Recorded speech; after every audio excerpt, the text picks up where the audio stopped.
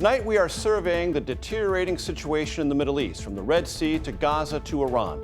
This as the bodies of 3 soldiers killed in Jordan prepare to make their way back to the United States. First, Israeli special forces disguised as medical workers and civilians storm a hospital in the West Bank and kill 3 suspected militants. And negotiations continue for a ceasefire in the Israel-Hamas war and the release of the remaining hostages being held by Hamas in Gaza.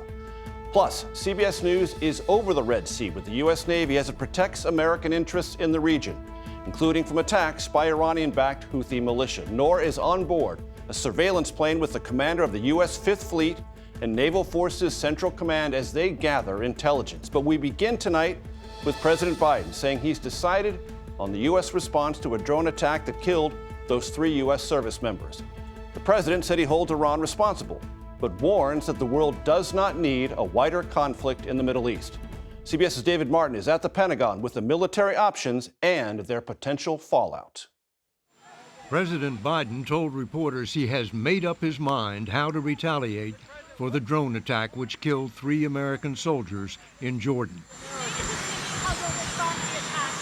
Yes. What do you hold Iran responsible for the death of those 3 Americans?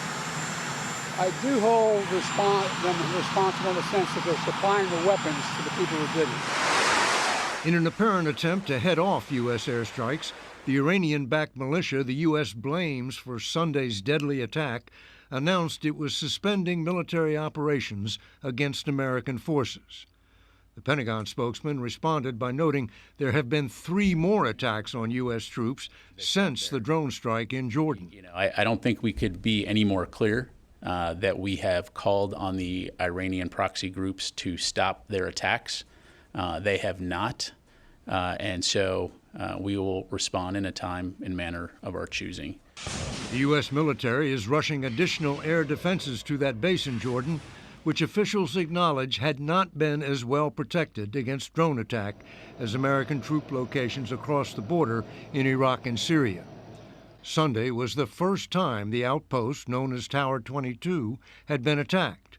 The drone came in low and slow shortly after parts of the air defense system had been taken offline to allow a returning American drone to land safely. It was not detected in time and hit the sleeping quarters while troops were still in their beds. Officials say plans call for the U.S. to launch a real bombing campaign, not just another round of one-and-done retaliatory strikes of the kind it has conducted so far. Once it begins, the bombing is likely to continue for a number of days. Major? At the Pentagon for us, David Martin, thank you.